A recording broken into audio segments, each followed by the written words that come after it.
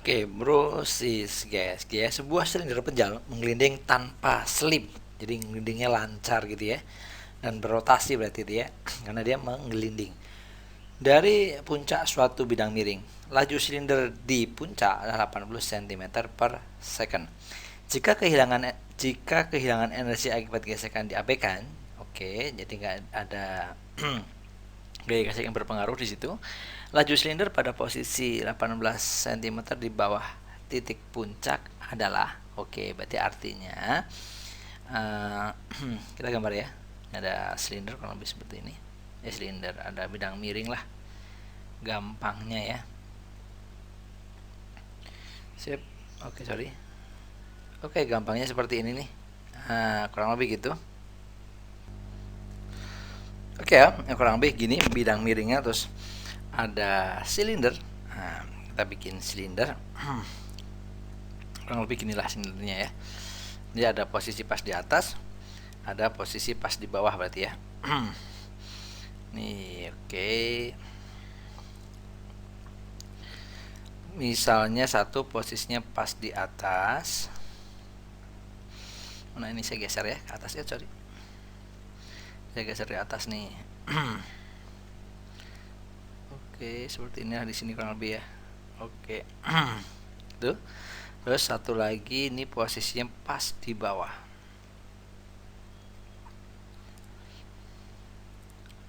Oke, ya kurang lebih inilah ya. Anggap aja pas ya.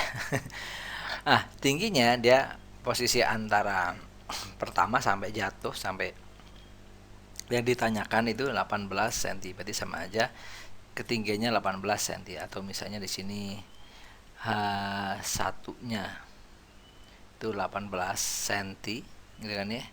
Ini H2-nya misalnya ini H1, ini H2-nya adalah berapa? 0 cm. Oke. Ini kondisi pertama misalnya. Kita anggap kondisi pertama, ini kondisi kedua. Oke, dan dia bergerak ke bawah. Gitu ya. Oke. Oke, kecepatannya juga sudah ada ya. Kecepatannya apa itu? Kecepatannya sama dengan 80 cm per second. Lanjut ya, lanjut. Nah, ini kira-kira yang ditanyakan apa tadi? Jika kehilangan energi akibat gesek diabaikan, laju silinder pada posisi 18 cm dari titik puncak atau di bawah titik puncak berapa? Jadi V ini yang ditanyakan. V2 ini yang ditanyakan berapa? Oke? Sip, mantap. Ini kita bisa gunakan pakai hukum kekekalan energi. Oke, ini kita bisa pindah deh biar kita agak sedikit tuh luas saya. Oke, saya pindah di sini. Hukum kekekalan energi gitu kita punya. Intinya karena ini ada gerakan translasi dari atas ke bawah, ada gerakan menggelinding, gitu ya. Oke, hukum kekekalan energi mekanik. Oke. Kondisi pertama di kondisi satu di sini ada punya energi potensial karena dia punya ketinggian, ada MGH H1 seperti ya. Ditambah energi kinetik karena putaran, gitu kan ya, yaitu berarti setengah I kali omega kuadrat. Oke ya, sip. Omega di posisi 1 ditambah dengan setengah mv kuadrat. Ini energi kinetik saat geraknya translasi, V-nya V1. Ini sama dengan posisi ada di sini nanti, di posisi kedua, yaitu kecepatan rotasinya itu setengah I kali omega 2 kuadrat gitu ya, ditambah dengan kecepatan translasinya, energi kinetik translasinya itu setengah mv2 kuadrat. Oke, mantap. Tinggal dimasukin aja, bro, sis, gitu ya. Oke. Oke, catatan pentingnya adalah yang harus kalian tahu bahwa I itu bisa diganti dengan atau sama aja dengan mr kuadrat, gitu kan ya. Dan nanti omega itu bisa diganti-ganti V kali apa? Yap. Kebalik ya. Maksudnya kita punya bahwa V itu nanti juga sama dengan apa? Betul. V itu sama dengan R kali omega. R kali omega juga nanti ketemunya V atau omega kali R. omega kali R. Oke ya, sip. Yuk kita rubah satu persatu. Ini MGH, kita lagi ini MGH satu ya, tambah setengah I nya itu apa, MR kuadrat nih, MR kuadrat kali omega 1 kuadrat gitu kan ya. Berarti ini omega 1 kuadrat ditambah setengah MV1 kuadrat sama dengan setengah kali I nya sama, yaitu MR kuadrat ya kan, setengah MR, I nya itu setengah MR, ini kurang setengah ya. Oke, sorry, kurang setengah. Ini harusnya setengah. Oke, gitu ya. Ini setengah MR kuadrat kali omega 2 kuadrat. Oke, sip. Ditambah ini setengah MV2 kuadrat. Ini kemudian ada M-nya semua, kiri dan kanan. M semua. M-nya kita coret aja ya, bagi M semuanya habis. Sip, mantap. Oke, kita juga punya bahwa omega kali R itu adalah sama dengan V. Jadi nanti ini omega kali R itu juga sama dengan V gitu ya. Sip, berarti kalau kita begini tinggal GH aja, GH1 ditambah setengah kali setengah seperempat. Omega kali R itu adalah apa? V ya, berarti ini V kuadrat, V1 ya berarti ya. Berarti ini V1 kuadrat. Oke, lanjut ya. Ditambah ini setengah V1 kuadrat juga ya. Sip, sama dengan ini setengah kali setengah seperempat, berarti seperempat R kali omega atau omega kali R, yaitu V, berarti ini V nya V2. V2 kuadrat ditambah ini setengah kali V2 kuadrat. Oke ya. Sebenarnya kita bisa sedangkan GH atau langsung aja deh, G nya berapa sih, 10. H1 nya berapa tadi, 18 ya, berarti 18. Jadi jadiin ke senti ya, kalau jadiin senti kan tadinya 10 meter per sekon kuadrat, berarti jadinya 1000 ya, jadi 1000. Jadi 1000 G nya ya, G nya jadi 1000 karena satuannya senti, hanya 18 ditambah seperempat tambah setengah itu 3/4. Kali V1 nya berapa tadi, 80, berarti 80 kuadrat. Oke, sip gitu ya, atau 80 kali 80 deh, biar nanti bisa dicoret ya. Sama dengan ini seperempat tambah setengah juga 3/4 kali V2 nya dicari. Udah dapat nih V2 kuadrat. Oke, mantap. Oke, yuk, yang bisa kita coret deh. Ini coret jadi berapa ya, 20. Ini 3 kali 20, 60 kali 8 4800 ya. 4800 tambah berapa ini, 18.000, berarti 22.800. Sama dengan 3/4 V2 kuadrat. Ini tinggal dikalikan nih. Ini kalikan ke sana. Dibagi 3. Kalau ini saya bagi dulu nih biar gampang ya. Ini bagi. Itu jadi berapa nih? 21 itu 7.600. Ini 7.600. 7.600 kali 4. Gitu.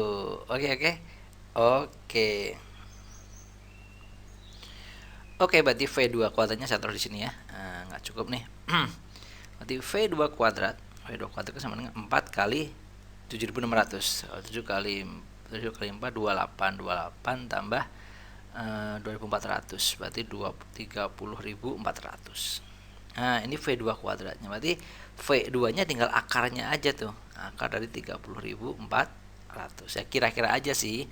Kalau akar dari ini nggak mungkin ya, ini adalah akar dari berapa nih, 200 itu akar dari 40.000. Ini kan akarnya dari 30.000. Kalau ini akar dari 15 itu 255. Ini akar dari 255. Gitu ya. Berarti bener nih. Yang ini berarti antaranya kan. Oke, sip. Berarti kurang lebih 173 cm per second. Oke. Sip, mantap. Ada nih kalau di kuadratin kurang lebih hasilnya segini. Bisa ya? Insya Allah. Jadi V2-nya itu ini dia. 173 cm per second. Oke, see you. Dadah.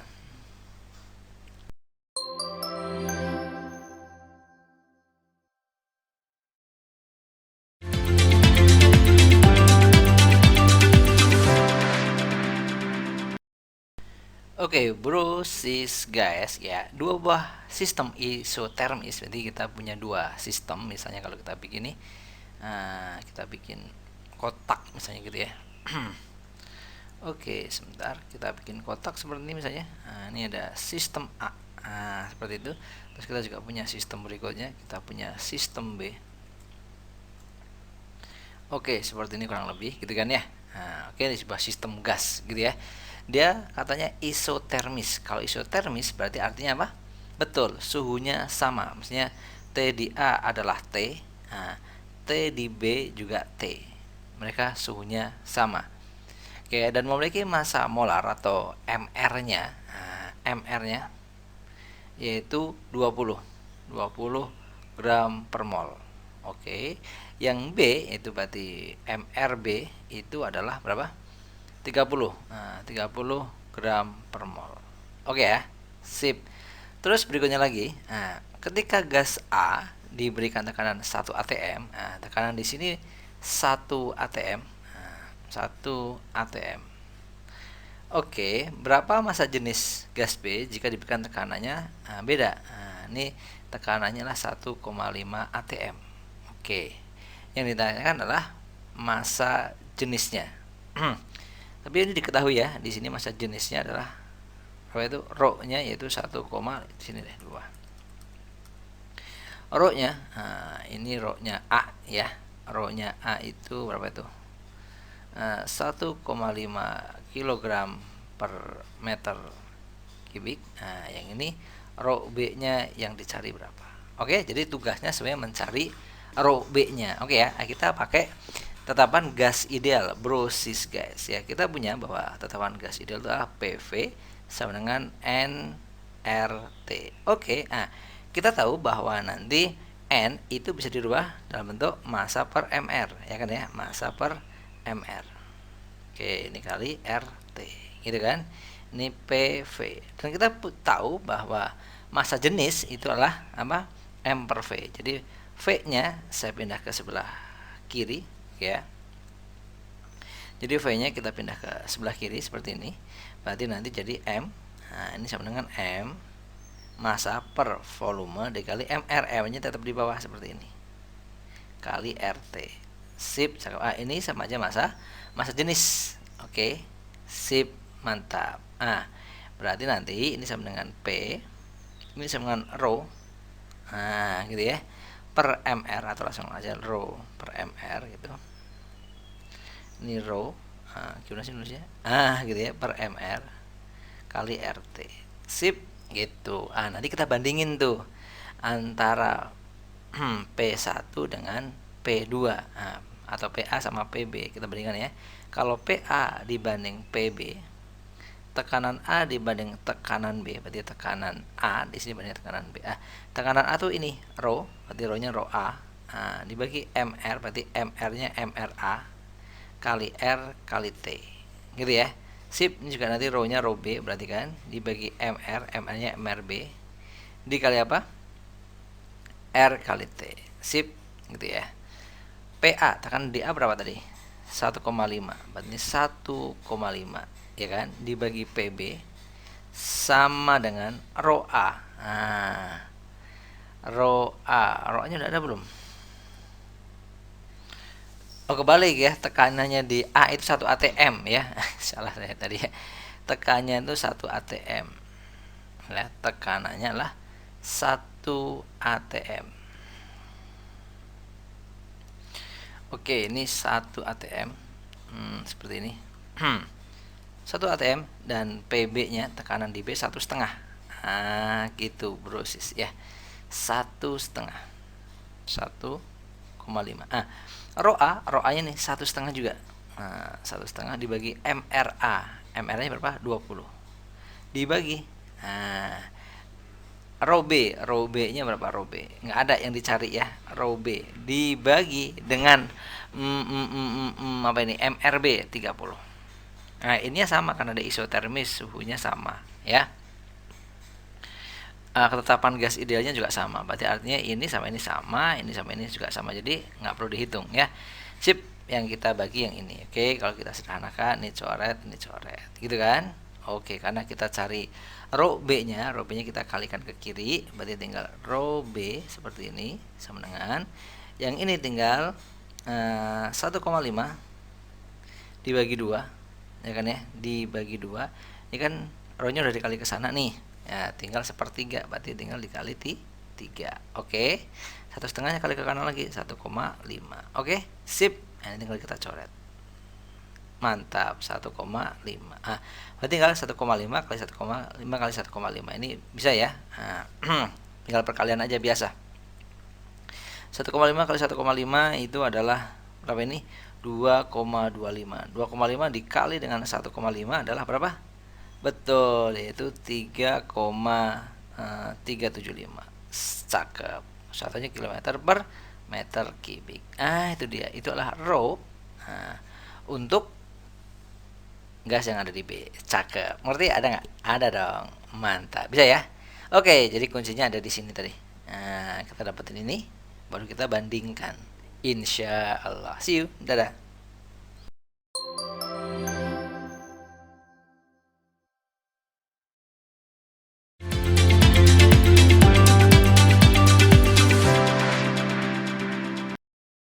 Oke, jarak rata planet A ke pusat tata surya adalah R.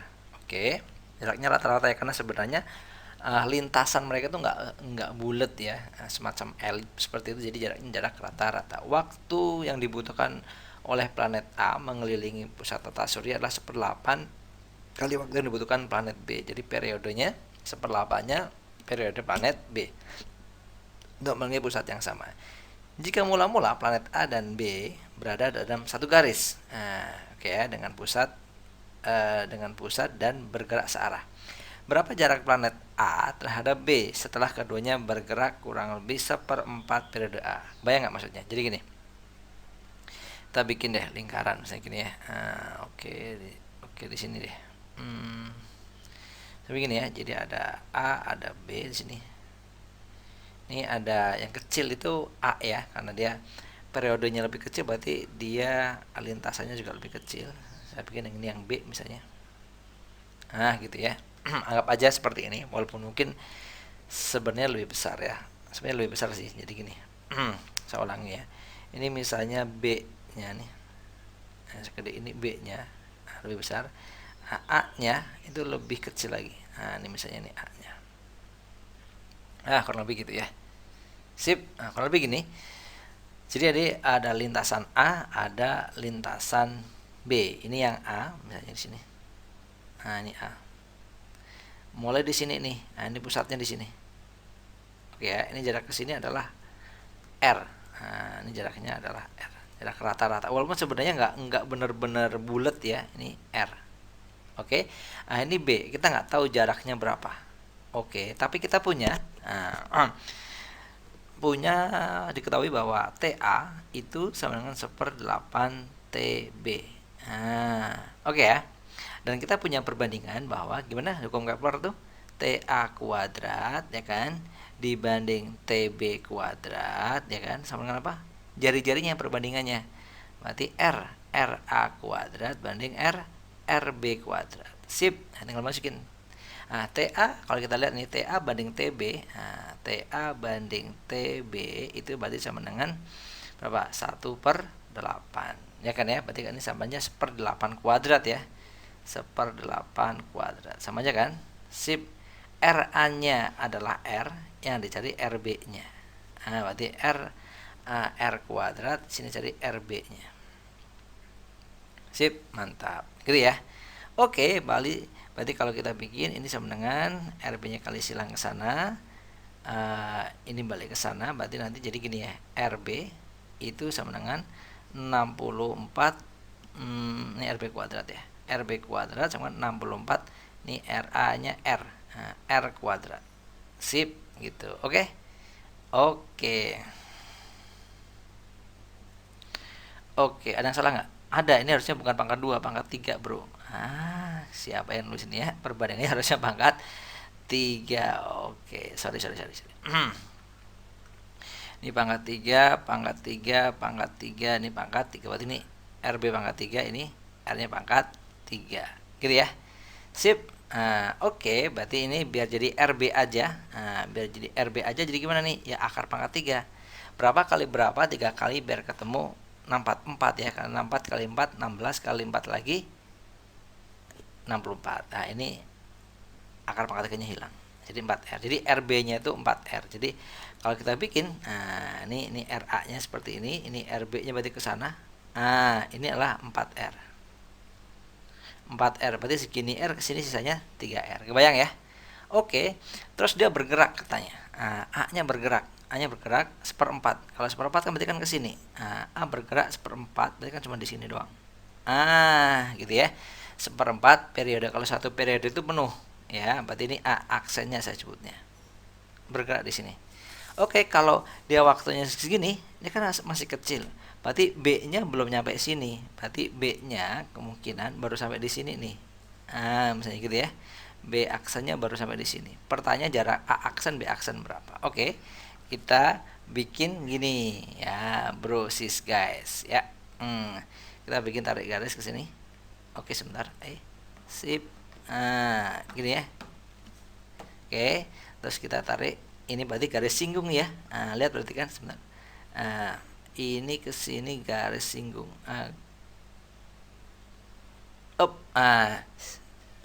Ini ke sini garis singgung. Kalau garis singgung berarti dia siku-siku.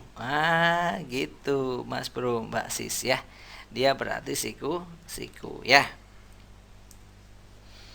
Oke, berarti siku-siku. Kita bisa pakai Pitagoras. Berarti misalnya ini O.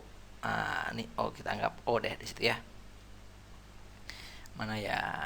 Kok susah nulisnya? Oh, gitu. Oke, sip. Berarti kita ke proses berikutnya. Bisa pakai Pitagoras ya. Ini kan garis singgung. Kalau garis singgung berarti dia siku. Berarti kita akan cari A aksen B aksen. Berarti A aksen B aksen itu sama dengan akar dari OB aksen kuadrat, OB aksen kuadrat, gitu kan ya. Dikurangin OA aksen kuadrat, OA aksen kuadrat. Oke. Kalau kita hitung O ke B aksen itulah 4R. Ya kan ya? Kan sama O ke B karena dia jari-jarinya ya.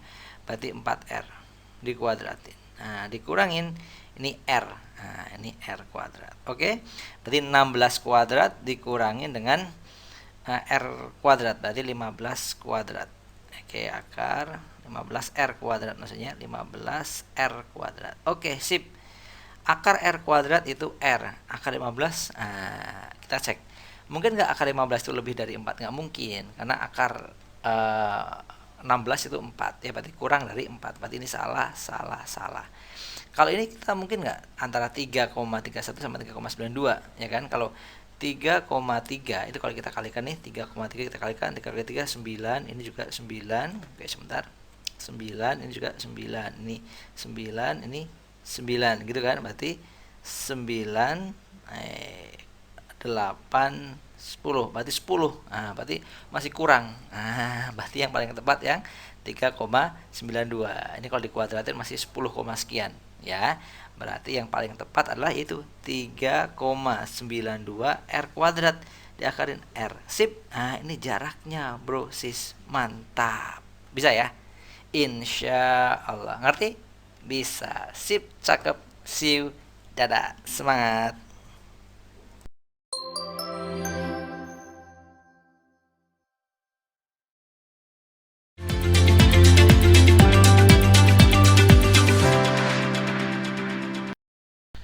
Oke, bro sis guys, bola kayu dengan massa 200 gram dijatuhkan dari ketinggian 45 cm di atas lantai. Jadi gini ya. Ini 45 cm. Oke. Kurang lebih ini 45 cm di atas lantai. Ininya ada di sini awalnya. Oke, ini bola. Ini 200 gram. Sip. Oke. lalu mencapai kelajuan V0. Nah, di sini ini mencapai V0. Jadi saat jatuh nih, set set. Nah, jatuh di sini ini V0. Oke. Setelah mencapai lantai, bola memantul kembali ke atas dengan koefisien restitusi 0,8.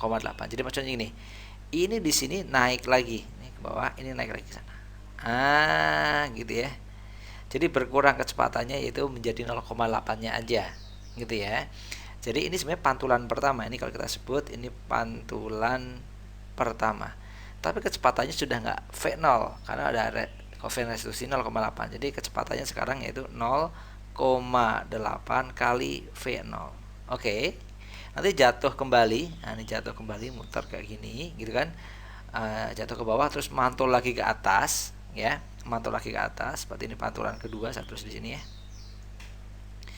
Gitu ya. Ini jatuh terus mantul lagi ke atas. Ini 0,8 dari sebelumnya juga. Berarti 0,8 kali 0,8 ya, kali V0. Nah, seperti itu. Ini kan naik. Ini pantulan kedua ya, kita sebut pantulan kedua. Nah, ini naik, terus nanti turun lagi seperti ini, gitu kan, turun ke bawah terus naik lagi ke atas, berarti mantul lagi ke atas ke sana. Nah, seperti itu. Semakin kecil lagi, yaitu semakin kecil, yaitu berarti ini 0,8 kali 0,8. Nah, ini kalikan lagi 0,8 V0. Oke, sorry. 0,8 V0. Nah, ini pantulan ketiga. Pantulan ketiga. Cek di antara ini semua manakah yang sudah mencapai mana? 50%. Kalau kalian lihat ini adalah 0,8, berarti ini baru 80%-nya. Paham ya? 0,8 kali 0,8 berarti 64 ya, 64/100, berarti baru nyampe 64%-nya. Kalau ini, nah yang ini kita cek ya, 0,8 dikali 0,8 dikali 0,8 berapa nih? Ini kali ke sini yaitu 0,64. Nah, gitu kan? Dikali 0,8. Oke, kali 0,8 atau 64 kali 8. Kamunya gitu deh. Ini berapa nih? 32. Nyimpen 3. Nah, ini kali 48. 48 tambah 3 51, berarti 51/1000. Nah, iya kan? Berarti 0,51 atau 0,512 atau kalau dibagikan per 100 berarti 51,2%. Oke. Ini ternyata sudah ini. Tepatnya 51,2%. Oke, sip. Gitu ya. Jadi pertanyaannya apa tadi? Pada pantulan berapakah kelajuan bola setelah pantulan menjadi 51%? Nah, ini. Nah, setelah pantulan ke berapa tuh? Setelah pantulan ketiga. Asik. Kebayang ya? Gitu. Jadi ini sebenarnya mirip kayak di matematika daerah geometri, gitu ya. Oke, semakin lama nanti semakin rendah. Kayak ini sebenarnya nanti semakin lama semakin rendah. Oke, cakep. See you. Dadah.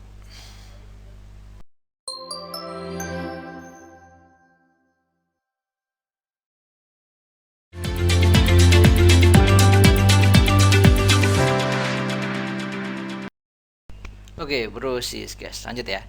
Sebuah bola logam ya dengan volume 0,5 meter kubik memiliki modulus bulk. Jadi modulus bulk kayak modulus elastisitas, cuman ini volume ya. Ketika tercelup, sekian gitu ya besarnya. Ketika tercelup di dalam air, didapatkan volume bola tersebut berkurang sebesar 1 kali 10 pangkat 6 meter kubik. Nah, mungkin karena tekanan air jadi mengkerut gitu ya, tapi sangat kecil sekali. Kedalaman bola tersebut adalah, jadi kalau kita gambar misalnya kita gambar seperti ini gitu ya, tapi kita bikin tertutup karena itu nggak disebutin dengan tekanan atmosfernya ya. Oke, ini air bisa ini nih. Nah, ini misalnya air, ini ada bola. Oke, seperti ini, bolanya di bawah deh biar kelihatan tingginya, nanti cari ya. Ini bola ada tekanan nih, ada tekanan gitu ya. Ini ada tinggi bolanya nih, ada H-nya. Pertanyaannya H-nya berapa? Itu sebenarnya yang dicari, gitu ya. Oke, kita diketahui bahwa volume bola itulah 0,5 meter kubik. Terus modulus bulknya itu kita punya 5 kali 10 pangkat 10 N per M kuadrat, gitu kan. Nah, terus perubahan volumenya atau delta V-nya adalah 1 kali 10 pangkat min 6 meter kubik. Oke, cakep. Oke. Nah, kita punya bahwa modulus waktu persamaannya bisa didapatkan sama dengan P dibagi apa? Delta V per V. Gitu ya. Kalau modulus yang adalah delta L per L, gitu ya. Oke, cakep. Ini nanti bisa kita hitung berarti gitu ya, kita sebelah sini deh. Biar agak irit space. Modulus waktunya 5 kali 10 pangkat 10 sama dengan P. P-nya berapa? Nggak tahu, yang kita cari gitu ya. P-nya per delta V yaitu 10 pangkat min 6, atau 1 kali 10 pangkat min 6 boleh, dibagi V-nya. V-nya berapa? 0,5. 0,5 ya, atau setengah boleh. Oke, sip. Gitu ya. Ini kan sama aja kalau kita setengah naik ke atas jadi 2 kalikan ke sana, berarti 2 kali 10, 2 kali 5 10. 10 kali 10 pangkat min 10 kali 10 pangkat 10 kali 10 pangkat 10 kali 10 pangkat min 6 gitu ya. Jadi kalau itu nanti ketemu sama dengan gimana? Betul, ketemu 10 pangkat 5. Jadi ketemu P-nya nanti adalah 10 pangkat berapa ya? 5 ya, bener ya. Ketemu 10 pangkat 5 atau 100.000. Sip. Kurang lebih gitu ya. Sip, itu P-nya. Kita punya rumus lagi bahwa dari ini ya, P itu sama dengan apa? Rho GH. Oke ya, kita punya Rho GH. Ini kita cari. Oke, tinggal kita masukin P-nya adalah 100.000, gitu kan ya.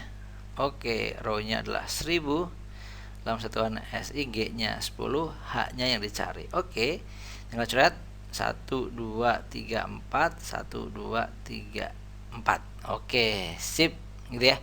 Berarti H-nya berapa? H-nya ya tinggal 10 doang, itu berarti H-nya lah 10 meter. Cakep, bisa ya. Sip, inisial ada nggak? Ada. Ngerti? Itu dia. See you. Dadah, semangat.